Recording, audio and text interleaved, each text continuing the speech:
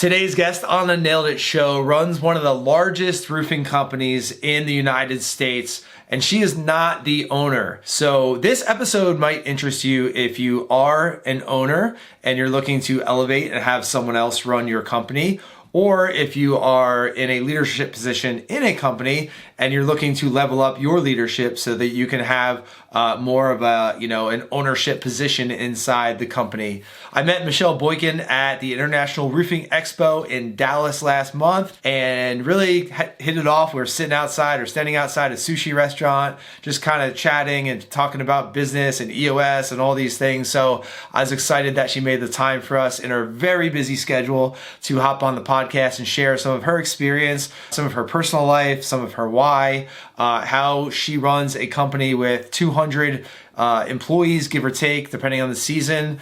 And they've got a lot of cool stuff going on. They've got Nascars, they've got a race team, they're the official roofer of the Tennessee Titans and all this other stuff. So very exciting. But at the end of the day, Michelle is a very smart, very intelligent business leader. And so there's definitely some nuggets in here that you're going to be able to learn from and extract and apply to your business. So tune in, get something to take notes with, and listen into my conversation with Michelle Boykin of Rackley Roofing.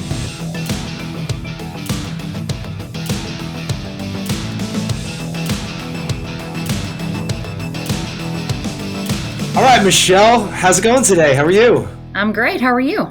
Doing really well, thank you. I know that you got a lot going on. I'm sure you're super busy. Thanks for making the time.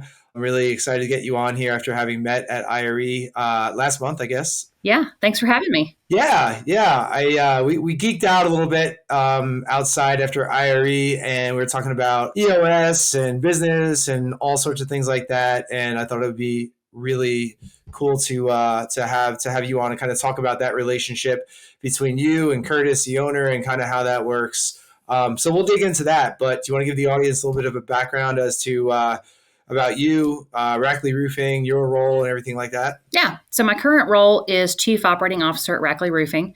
I've been doing that for about 4 years now. Started with the company in 2010. The company has been around since 1974.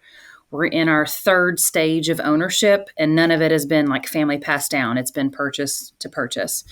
So yeah, I came over in 2010 as a receptionist / service admin kind of role, and worked through that to service coordinator, service manager, vice president of service, and then to chief operating officer. So most of my roofing experience has been in the service side. So that's sort of always been my baby. But we do have a full production team as well. I manage our leadership team now. And you mentioned EOS. I'm our integrator. So that's my real role, I guess.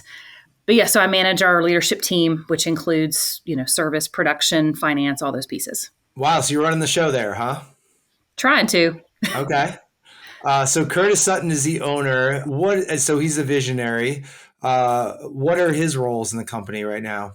So Curtis is a visionary's visionary. So whatever the level of, 0 to 100 is on a visionary, he's like a 250. All right. It's a good picture. So we always joke that, he throws the glitter in the air and you got to catch all the glitter. So yeah, his role really is to set the vision and the tone for the company, really just share his excitement and energy with everybody that's here, and really to help me manage and run the company. So he gives me his vision, he gives me his ideas, and then I kind of work through those and say, this is a great idea, this is a bad idea, this is a weird idea, but let's talk more.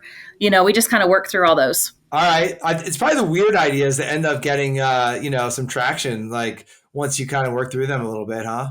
Yeah, usually it's a little bit of just trying to figure out where his brain is, because he's 10 years ahead and I'm going, wait a second, let's go back to tomorrow. Okay. All right. I understand the dynamic. So, Ben, you met Benny Fisher, we were hanging out, and he's like 5 years in the future. And like, I can have that conversation, but at the same time, immediately after that conversation, I'm diving back into today. And so like, as a leader, I think we have to be in both, but it can be hard to switch back and forth. But when you're like a true visionary, like when you can operate in the future, like most of the time, I guess, that's just a different level. Yeah, and with folks like Benny and Curtis, they're 10 years ahead.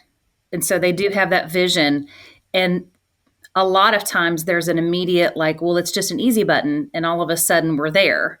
And Yeah. so we as integrators have to go, wait, nope, there's a whole process we got to work through to get there and kind of, bring them back down to reality a little bit. Right, exactly. Yeah, I have a little bit of both visionary integrator in me, and I'm the visionary of our company, and I'm kind of in both seats right now as we kind of elevate our integrator. You have to do both a little bit as well. Yeah. What was that like when, like, 4 years ago, when Curtis like said to you, like, "Hey, I want you to run things, or I want you to be COO or integrator." Like, what was that conversation like? So I've worked with Curtis for about 14, 15 years now. And I think that on some level, it's always been that visionary integrator role. We just didn't have the language around it. Right. We noticed very early on that he could come up with these big ideas and I could implement them. And so even as a service coordinator, I would do little projects for him.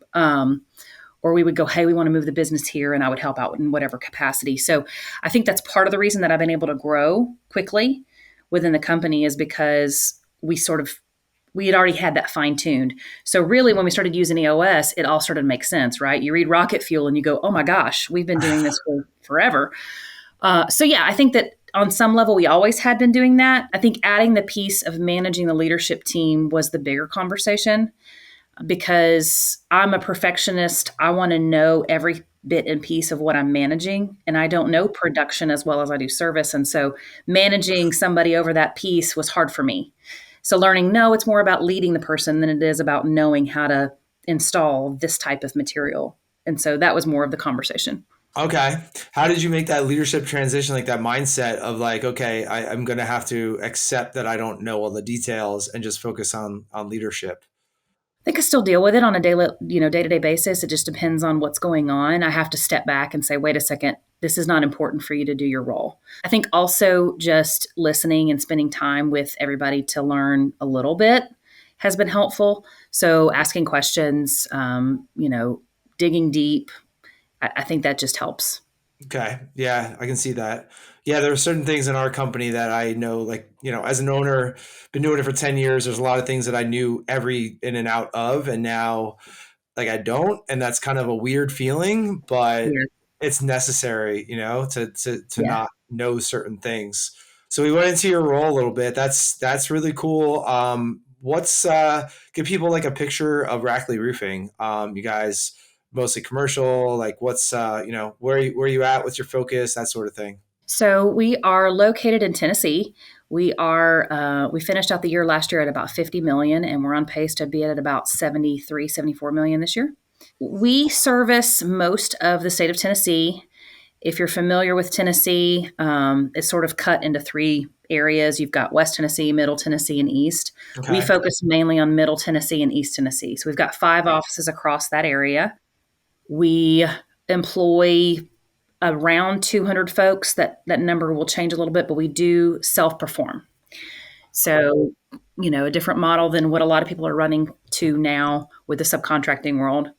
We have been in business, like I said, since 1974. We have a very, very large service department. I think we finished out the year at about 17 million last year in service. So big department. And that's really where our focus has been for a lot of years. That's kind of where we got to where we are, and that's how we've grown as fast as we have. We also have tried to become brand leaders in the market. So we are the official roofer of the Tennessee Titans. We are the official roofer of Mercedes-Benz Music City. We are the official roofer of both the Nashville Superspeedway and the Nashville Fairgrounds Speedway. We have a race, the Rackley Roofing 200, which is the NASCAR truck race in June. We are heavily involved in racing as a sponsor of a NASCAR truck team, plus some other racing elements. Curtis is actually part owner of a race team called Rackley War. So, yeah, we're involved in a lot of different things. We are busy. We are doing stuff, and we're really trying to make sure that our logo, we want to be to where our logo is known without the roofing. Okay. So, Coca-Cola, you see the little bottle, you don't need the name. Mm-hmm. Ford, see the emblem, you don't need the name. We want to be that. We want to be where you see the RR and you don't need anything else. You know who we are. Okay. Where did that desire come from? Is that you and Curtis? Is that him? Is that like, where does that come from? So several years ago, and Curtis could tell the story better than I could, but several years ago, there was a gentleman in the news. He was on one of the news stations as a reporter for like 20 plus years, and he was fired. And there was a big post on Facebook about it. And Curtis happened to be friends with this guy. His name is Dennis Ferrier. He still is a newscaster now, but at that point he was fired. And Curtis reached out to him and said, "Hey, I'd really love to talk to you. Maybe there's a position here for you as like a PR person." We weren't quite sure. We were doing a little bit of marketing, but not really.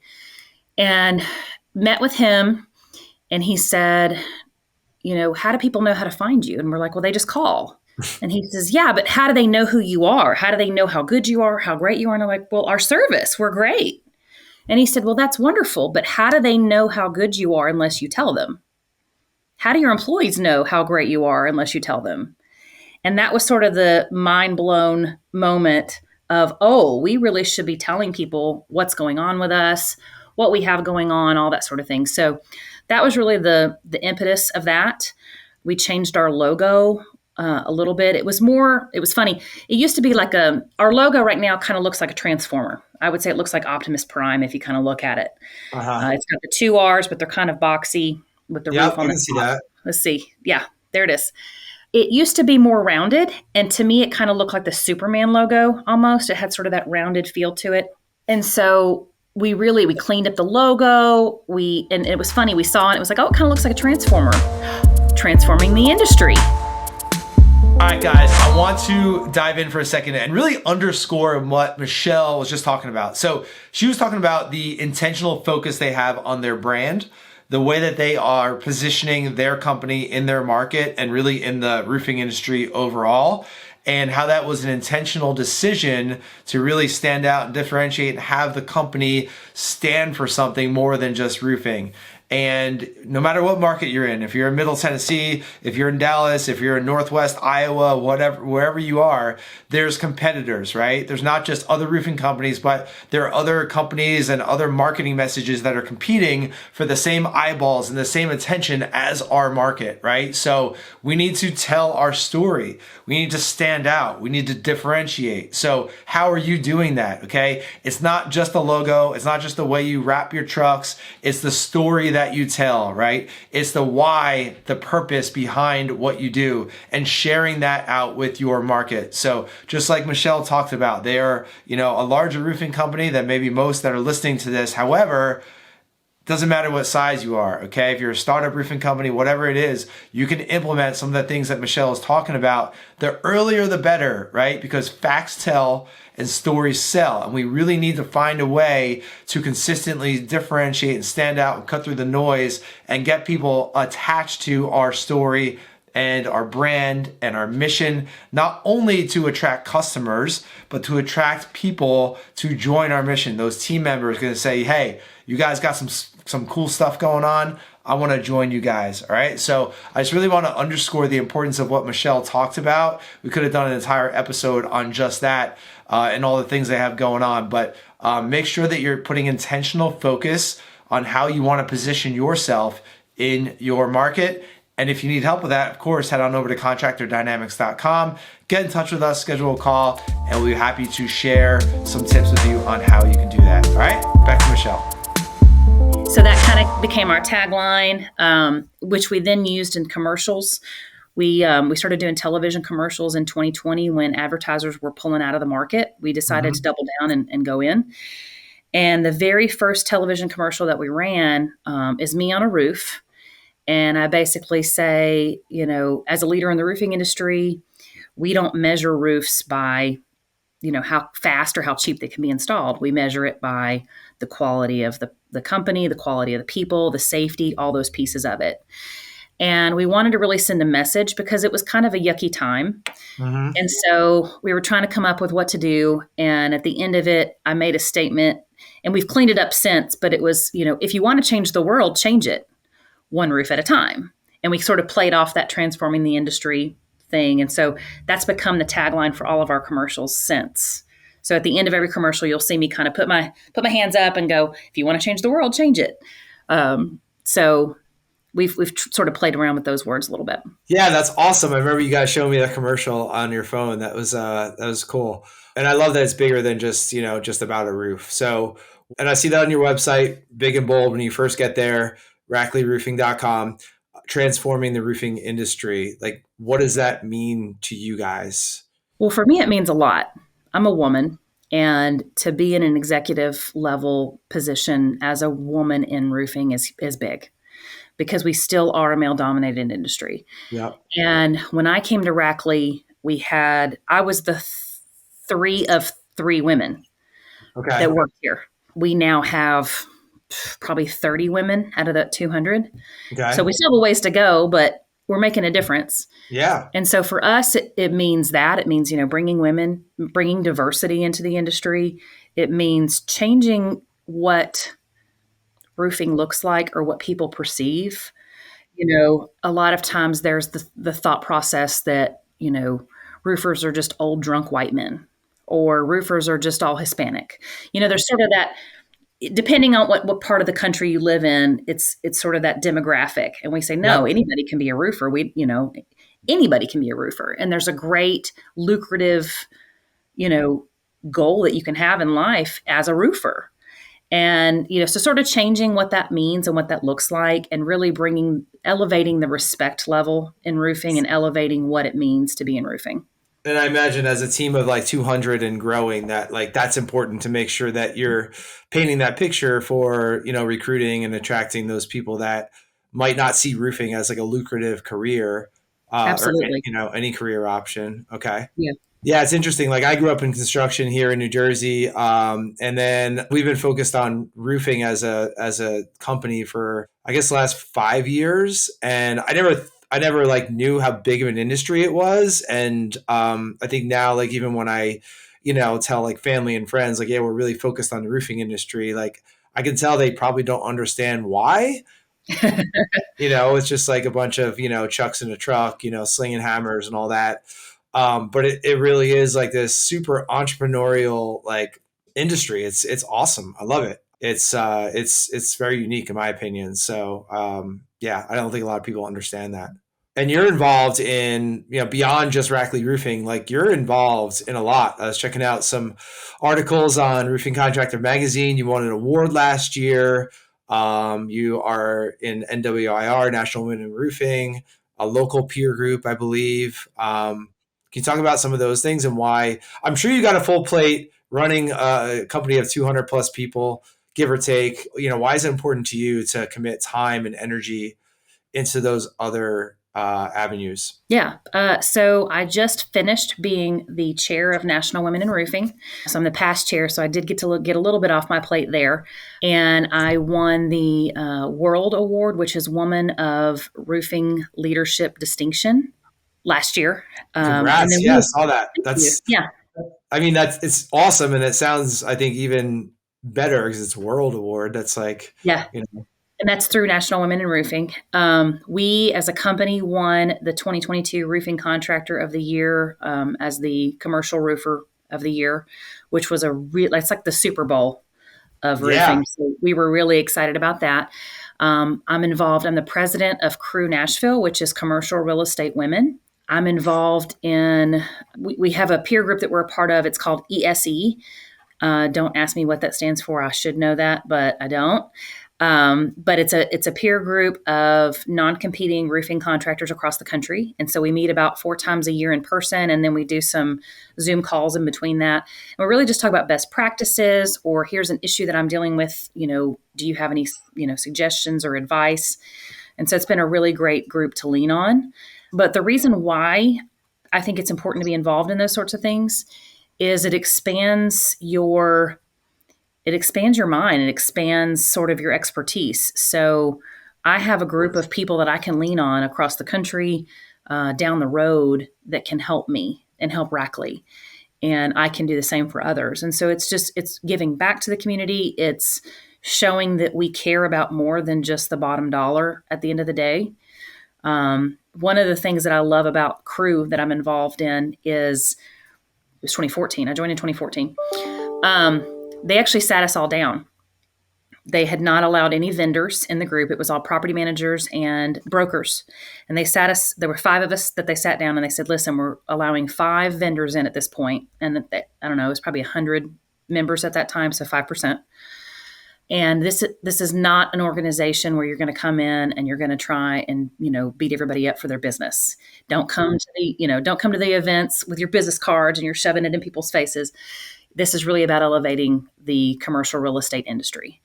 And I really took that to heart. And I've made some really great friends through it. And you still get business. It's just not your main purpose.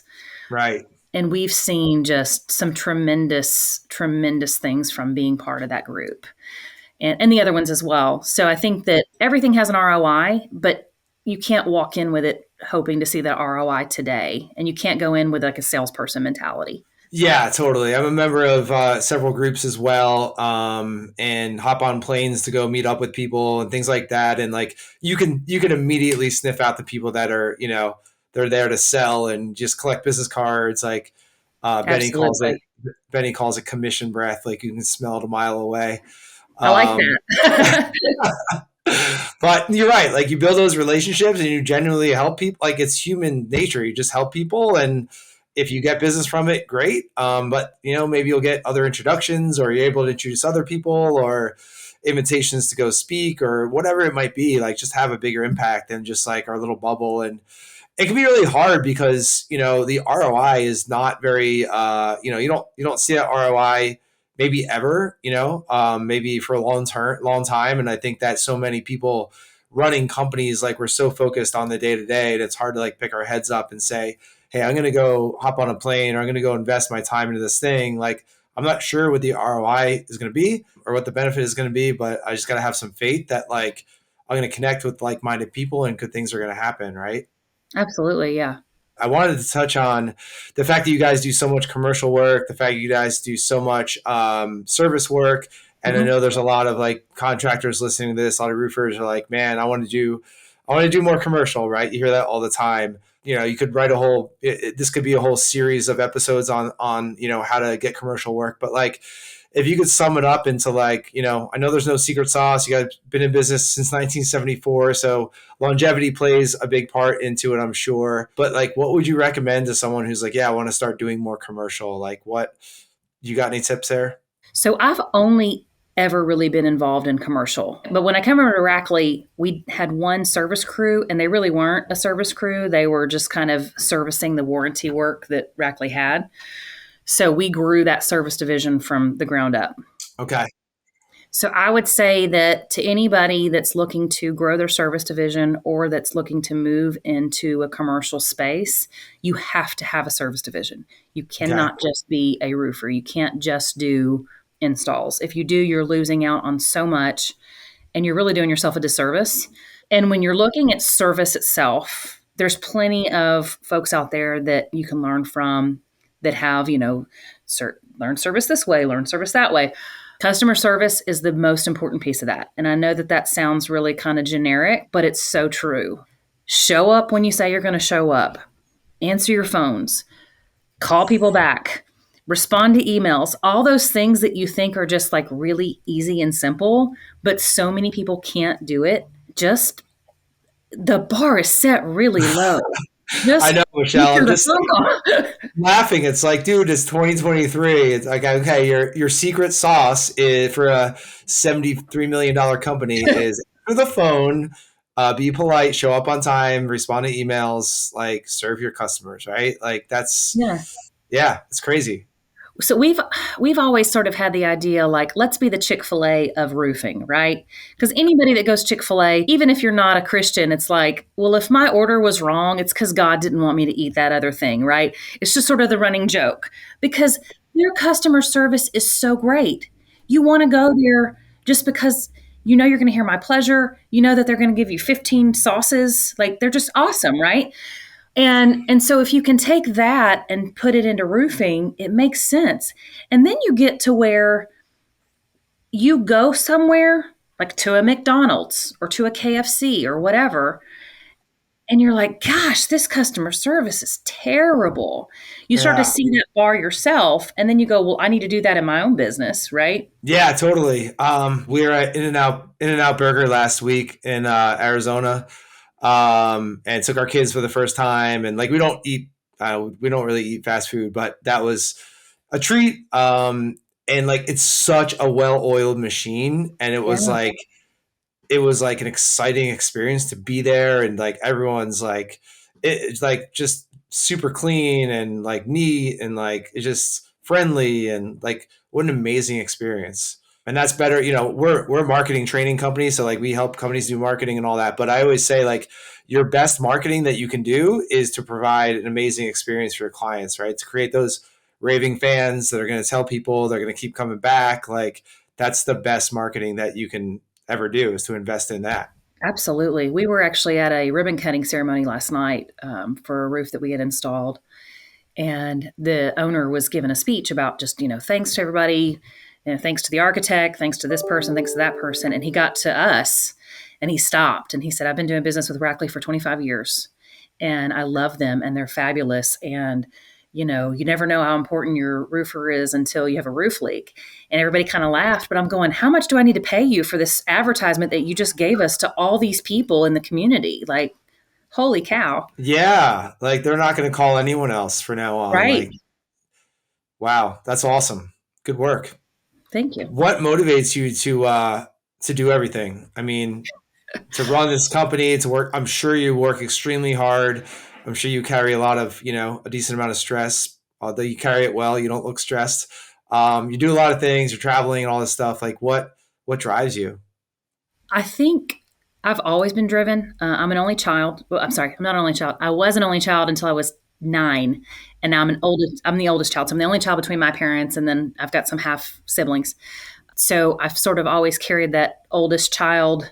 I'm kind of in charge of everybody else mentality, and because of the age difference, I have a brother who is 16. Okay. So there's a huge age gap there. So in some instances, I was almost the mother figure, and in other instances, I'm almost like the cool aunt figure more than a Okay. sister. So I've always sort of had to be responsible and take charge. I had a stepdad who was really involved with me in my raising, and he was just really great about you need to be independent. I don't want you to depend on somebody else for your income or for your stability in life. And I really took that to heart. But mentally, I was the straight A student. I was the one that had to have perfect attendance and had to do all the things. So that was already my mentality, and so I think that's carried on. I like to see things through. I like to see things, to the fruition of whatever that looks like. So it's important to me. And so when I join something, I'm all in. And I think that that's part of the reason that, like for National Women in Roofing, when it was started, it was basically, do you want to have a local council? Well, then start it yourself. So I did. And so then that projected me into a national board position, into being, chair of that role. So sort of that all-in mentality, I think, is part of it. That's awesome. Yeah, it's cool that you're able to trace that back to your childhood and the way you're brought up, and things like that. So, yeah, it's something you can't really teach or train, I guess. Yeah. Someone's got to kind of have that. So Yeah. it sounds like you're always like learning and growing and leveling up your leadership. Like, is there something in particular that you're working on for 2023 in terms of like how you personally can level up, or working on a big initiative for the company, or what's going on? So I do think that sometimes professionalism can take over. And so you spend a lot of time doing business stuff and then you forget about everything else. And thank you for saying that I carry my stress well. My doctor says otherwise. But I think I we think, all put on a good front on camera. We yeah. might get off this show and just go cry in the corner, but yeah. But no, so for 2023, I really have tried to take a focus on the word honor is sort of the word that I'm using this year. And it's, honor my time with God. I'm a believer in Jesus Christ. So I'm always trying to make sure that I'm honoring my time with him, honor my family, honor my personal time. So, making sure that I'm, reflecting on what I need. So that's sort of my focus for the year is honor, because I think that you can do that and still do all the business things that you want to do. You just have to remember to focus. Yeah, and I mean, in fact, like taking it a step further, I think you can do all that, and that makes you a better leader in Absolutely. the business, right? Because you're kind of filling those buckets in different areas. What tell us about your family if you want? Yeah. So I have been married for almost 19 years. It'll be 19 years in a couple weeks. My husband is a realtor, so he has a really flexible job and schedule, which is great.